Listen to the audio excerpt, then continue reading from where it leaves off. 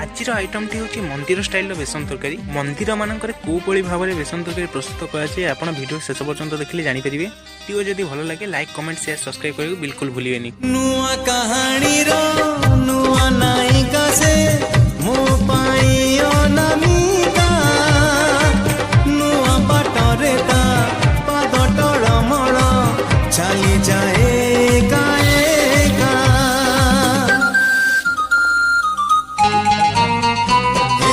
नुआ कहानी रो नुआ नायिका से मो पाई अनामिका नुआ बाटरे ता पाद टळमळ चली जाए एका चिन्हा छादरे